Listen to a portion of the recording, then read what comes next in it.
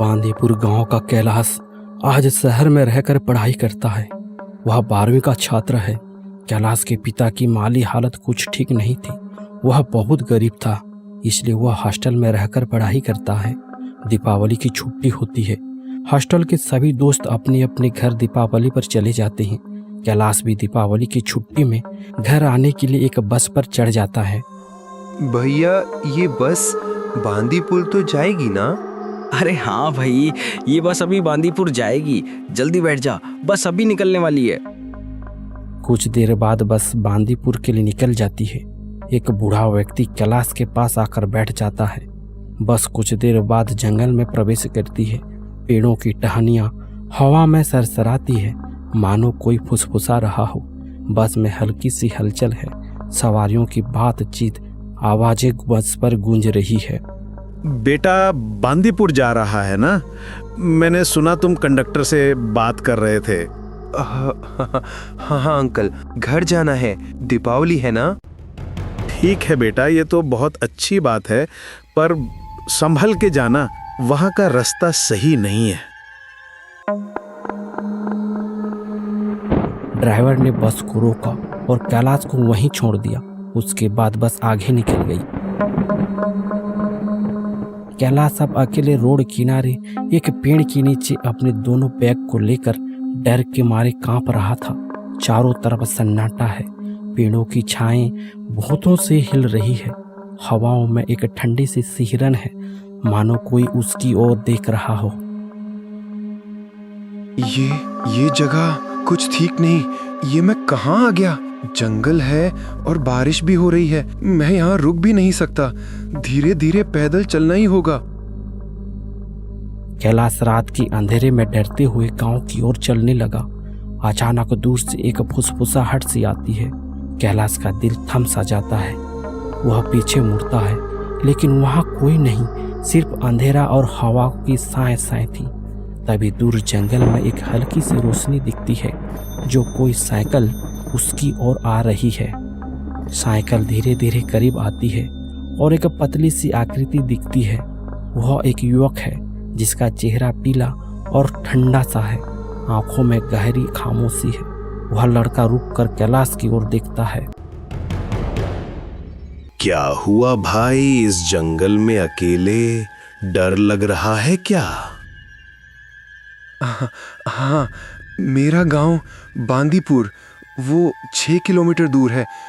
बस ने यहीं छोड़ दिया। भैया मदद कर दो प्लीज। ठीक है, बैठ जा पीछे, तुझे गांव तक छोड़ दूंगा। कैलाश को कुछ अजीब लगता है, लेकिन मजबूरी में वह साइकिल के पीछे बैठ जाता है। साइकिल चलने लगती है और जंगल की ठंडी हवा उनके चेहरों से टकराती है। टार्च की रोशनी रास्ते को हल्की हल्की उजाला दे रही है। साइकिल की चर चर की आवाज जंगल की खामोशी को चीर रही है। ऐसे ही कुछ देर के बाद वह दोनों गांव पहुंच जाते हैं। वाह, गांव आ गया। भैया शुक्रिया, तुम ना होते तो मैं अरे भाई, इसमें शुक्रिया की कोई बात नहीं। तू भी मेरे तरह ही सोचता है, इसलिए मैंने तेरी मदद की है। बस तू कभी मेरी मदद कर देना, हिसाब बराबर। अरे भैया, मेरे घर चलो ना, चाय पिलाता हूँ आपको। इतनी मदद की है आपने। नहीं भाई, मैं चाय नहीं पीता, मुझे जाना है। वह लड़का साइकिल मोड़ता है और अंधेरे में गायब हो जाता है। कैलाश को उसकी आखिरी मुस्कान अजीब सी लगती है, जैसे उसमें कई राज छिपा हो। वह अपने घर की ओर बढ़ता है और दरवाजा को खटखटाता है। पिताजी, दरवाजा खोलो, मैं आ गया। मैं हूँ कैलाश, दरवाजा खोलो। दरवाजा खुलता है और कैलाश के पिताजी बाहर आते हैं। उनकी आंखों में राहत और चिंता दोनों दिख रही है। बेटा कैलाश, इतनी रात को कहाँ था तू? हम तो डर गए थे। पिताजी, वो बस खराब हो गई थी, जंगल में फंस गया था। फिर जैसे तैसे घर तक आ पाया हूँ। मैं बहुत थक गया हूँ। तुझे हमारे गांव के बारे में कुछ नहीं पता कैलाश। गांव में कुछ अजीब अजीब घटना हो रही है, लोग घबराए हुए हैं। खैर छोड़ो, तू आराम कर, थक गया होगा। अगले दिन सुबह होते ही कैलाश अपने पिता के साथ मक्के की खेत के पास आता है। देखो बेटा कैलाश, इस साल हमारा मक्का तो बहुत अच्छा हुआ है। तेरा दीपावली की छुट्टी 6 दिन का है ना, अब तुझे यहाँ 6 दिन तक रुकना है और मक्के की देखभाल करना है। वाह पिताजी, ये तो बहुत अच्छा काम दिया आपने। वैसे भी मैं हॉस्टल में रह के बोर हो रहा था। चल ठीक है बेटा, मुझे शहर जाकर कुछ दवाइयाँ लानी है। मैं शहर जा रहा हूँ, शाम होने से पहले आ जाऊंगा। और हाँ, तू भी याद रख, शाम होने से पहले घर चले जाना। हम शाम को मिलेंगे। कैलाश अब अकेले मक्के की खेत के पास बैठकर हरियाली का आनंद ले रहा था। कैलाश को बैठे बैठे पता नहीं चला कि कब उसकी आंखों में नींद आ गई। कैलाश वहीं मचान पर ही सो जाता है। कैलाश भाई, मेरे साथ आओ, इस मकई के भीतर में मैं तुम्हें कुछ दिखाना चाहता हूँ। अरे भैया, आप यहाँ? मेरे साथ चलो कैलाश। कैलाश उस लड़के के साथ मक्के की खेतों के बीचों बीच चला जाता है। खेतों के बीचों बीच वह लड़का रुक जाता है और कैलाश की तरफ देखकर कहता है, कैलाश, तुम इस जगह पर खुदाई करो। क्या? मुझे डर लग रहा है, मुझे घर जाना है। अचानक कैलाश की नींद खुली। वह सपना देख रहा था। उसने देखा कि अब शाम हो गया है। वह बहुत डर जाता है। अरे बाप रे, ये क्या? आज तो शाम हो गया, पता ही नहीं चला खेतों के बीच कब मेरी आंखों में नींद आ गई। और वो सपना, वो आखिर कौन था? उस दिन रात को वो मुझसे मिला था और आज सपने में भी आया था। वो मुझे इस मक्के के खेत के भीतर कुछ खोदने को भी कह रहा था। क्या हो सकता है इस खेत के भीतर में? कुछ तो गड़बड़ है। नहीं नहीं, अब मुझे घर चलना चाहिए, यहाँ रुकना सही नहीं है। हे भगवान, ये क्या हो रहा है मेरे साथ? ये रास्ता तो बड़ा डरावना है। मुझे जल्दी घर पहुंचना होगा। कैलाश बहुत डर गया था। उसे कुछ समझ में नहीं आ रहा था कि आखिर वो आदमी कौन था जिसने उसे लिफ्ट दिया था और आज सपने में भी वही आया था। तभी कैलाश के पीछे फिर से टिन टिन की आवाज आई। पीछे से एक साइकिल आ रही थी।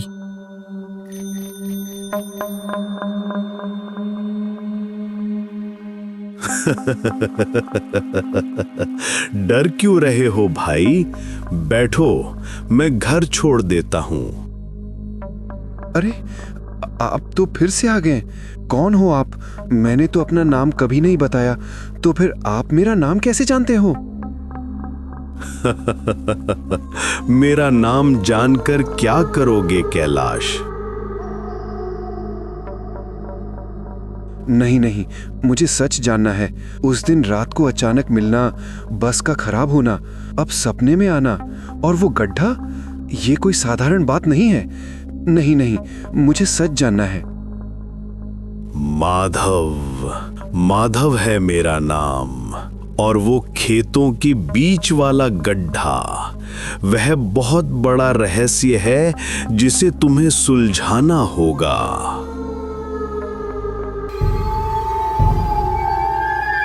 इतना कहकर वह लड़का कैलाश को लेकर उसके घर के पास आता है। कैलाश उसे अंदर आने को कहा, पर माधव फिर से मना कर दिया। कैलाश दरवाजे के पास आता है। उसने पीछे मुड़कर माधव को देखा। माधव बिना और कुछ कहे अंधेरे में गायब हो गया। अजीब आदमी है, जैसे आया था वैसे ही गायब हो गया। लेकिन यह सब नजारे घर के अंदर से खिड़की पर कैलाश के पिताजी भी देख रहे थे। कैलाश के पिताजी भी डरने लगे कि आखिर वह कौन था जिसे कैलाश बात कर रहा था। पिताजी की नजर में वहां कोई आदमी दिखा ही नहीं। कैलाश बेटा, तू बाहर किससे बात कर रहा था रे? वहां तो कोई इंसान नहीं था, तो फिर तू बातें किससे कर रहा था? बताओ कौन था? पिताजी, वो एक साइकिल वाला था। मैंने उस दिन आपको बताना भूल गया था। उस दिन जब मैं हॉस्टल से गांव आ रहा था, देर रात बस ने मुझे रोड पर छोड़ दिया था। तब यही माधव ने मुझे अपनी साइकिल पर बैठाकर घर तक लाया था। और आज जब मैं खेत से वापस घर आ रहा था तब भी इसी ने मुझे घर छोड़ा है। मैं उसी से ही बातें कर रहा था, पर कुछ तो अजीब है। कौन माधव? वो तुझे कहाँ मिला था? पिताजी के चेहरे पर डर साफ साफ नजर आ रहा था। पिताजी को इस हालत में देखते हुए कैलाश ने सारी कहानी अपने पिताजी के सामने बताया। कैलाश की बातें सुनकर पिताजी डर के मारे कांपने लगे। अरे बेवकूफ, वो साइकिल वाला माधव, वो अब इस दुनिया में नहीं है। 5 साल हो गए। उसने गांव के बाहर सड़क किनारे एक नीम के पेड़ में खुद लटक गया था। तब से उसकी आत्मा इस गांव के आसपास घूमता रहता है। ये आप क्या बोल रहे हैं पिताजी? माधव मर गया है? पिताजी एक बात और, हमारे मक्के के खेतों के बीच कुछ है, उसने वहां खोदने को कहा था। यह सब सुनकर कैलाश के पिताजी बहुत डर गए। उस दिन की घटना के बाद से कैलाश के पिताजी ने कैलाश को वापस गांव छोड़कर हॉस्टल जाने को कहा। छुट्टी के कुछ दिन अब भी बाकी है, फिर भी कैलाश के पिताजी ने जबरदस्ती कैलाश को हॉस्टल भेजने लगे। कैलाश अपना बैग लेकर आज फिर से सड़क किनारे बस के इंतजार पर खड़ा है। तभी पीछे से साइकिल की घंटी की आवाज़ आती है। कैलाश का अब हालत खराब हो चुका था, मानो उसके शरीर से खून सूख गया हो। साइकिल वाला माधव फिर से उसके सामने आकर रुक जाता है। तुम मुझे छोड़कर नहीं जा सकते कैलाश। मैंने तुम्हारा मदद किया, अब तुम्हें मेरा मदद करना होगा। पिताजी ने जो बताया था, क्या वो सच है कि तुम? तुम्हारे पिताजी जो बोल रहे हैं वह सच है कैलाश। मुझे सच्चाई जानना है, क्या हुआ था तुम्हारे साथ? कैलाश सुनो, ये उन दिनों की बात है जब मैं जमींदार धनराज के पास काम करता था। जमींदार लालची था। लालच में आकर उसने एक दिन मंदिर का सोना चांदी और दान पेटी को चुरा लिया।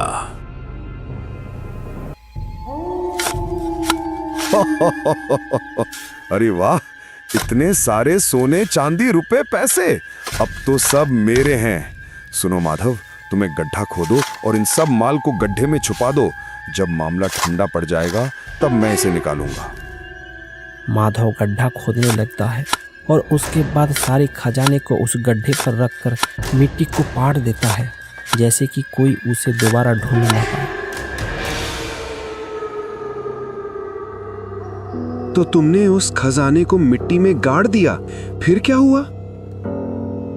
हाँ कैलाश, उसने मुझे मजबूर किया कि मैं तिजोरी को खेत के किनारे जमीन में गाड़ दूं।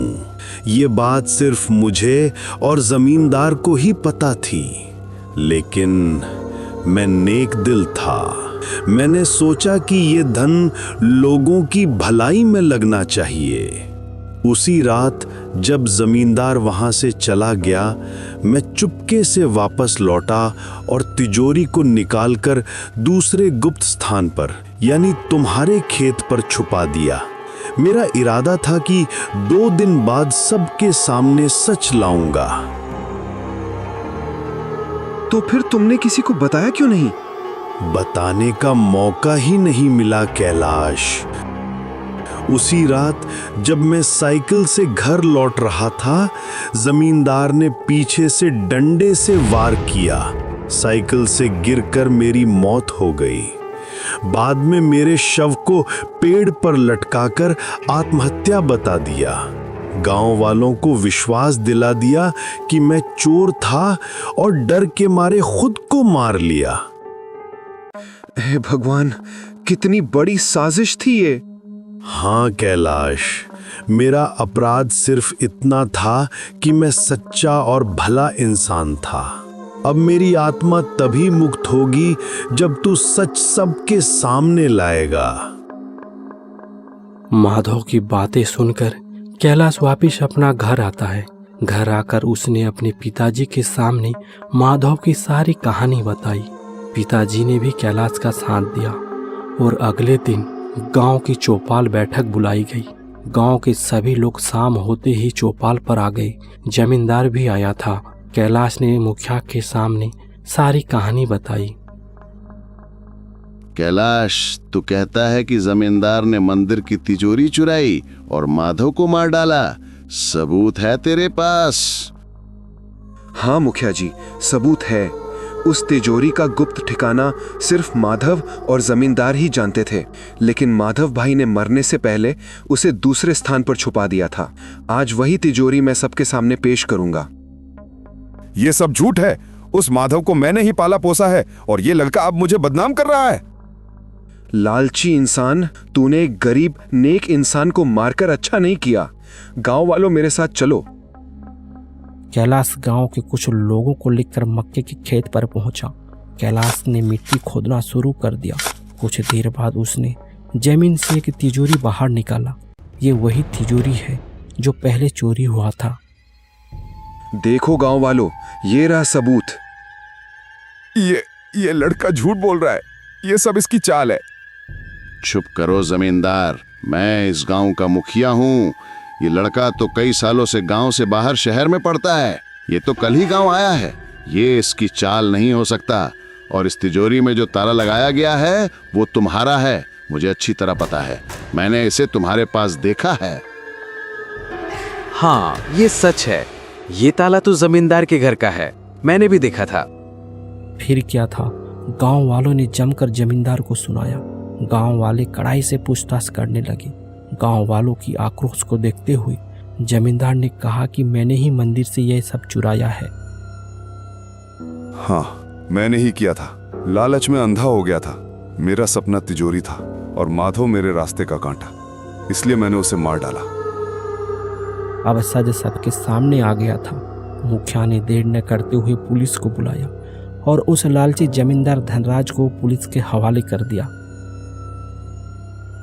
पिताजी, मुझे अब हॉस्टल जाना होगा। बेटा, तूने जो आज किया है वो कोई नहीं कर सकता था। तूने एक आत्मा को न्याय दिलाया है। माधव जहां भी है वो आज शायद खुश हो रहा होगा। कैलाश अपना सामान लेकर आज फिर से बस स्टेशन पर आता है। अब स्कूल का छुट्टी भी खत्म हो गया है। बस आने से पहले साइकिल की घंटी बजती है। कैलाश ने देखा माधव उसके सामने आकर खड़ा है। अब मैं जा रहा हूं दोस्त। अगले जन्म में दुआ करूंगा कि तेरा भाई बनकर या पत्नी बनकर दोबारा इस दुनिया में आऊंगा। माधव भाई, मत जाइए। आप मेरे दोस्त थे, मेरे भाई जैसे। दोस्ती कभी खत्म नहीं होती कैलाश। मैंने वापस आऊंगा मेरे भाई, तेरे लिए वापस आऊंगा। धीरे धीरे माधव की आत्मा रात के अंधेरे में घुल गई। वहां एक ठंडी हवा का झोंका आया और माधव गायब हो गया। कुछ देर बाद बस आया। कैलाश बस में बैठ गया। कैलाश बस में बैठे बैठे माधव को ही याद कर रहा था। गांव वालों ने तिजोरी के धन को मंदिर और गांव की भलाई में लगाया। स्कूल बना, तालाब की मरम्मत हुई, गरीबों के घर में चूल्हा जला, सड़क बनाया और माधव की एक स्मृति भी बनाया गया। माधव मरकर भी गांव वालों के लिए मिसाल बन गया। कहते हैं आत्माएं हमेशा डराती नहीं, कई बार वे हमारी राह भी दिखाती है। माधव ने साबित कर दिया कि भूत और इंसानों का रिश्ता सिर्फ भय का नहीं बल्कि विश्वास और दोस्ती का भी हो सकता है। शायद यही सीख है कि सच्चाई और नेक दिली कभी नहीं मिटती। चाहे इंसान जिंदा रहे या आत्मा बन जाए, उसके अच्छे कर्म हमेशा अमर रहता है। तो दोस्तों, ये था हमारी आज की कहानी। वीडियो कैसा लगा नीचे कमेंट बॉक्स पर जरूर से बताइए। चैनल को सब्सक्राइब करके रखिए, वीडियो को लाइक करके रखिए। ऐसे ही हंटेड डरावनी कहानी आगे भी लगातार चैनल के माध्यम से आप लोगों के लिए लेकर आते रहेंगे। मिलते हैं अगली वीडियो पर। जय जोहार, नमस्कार।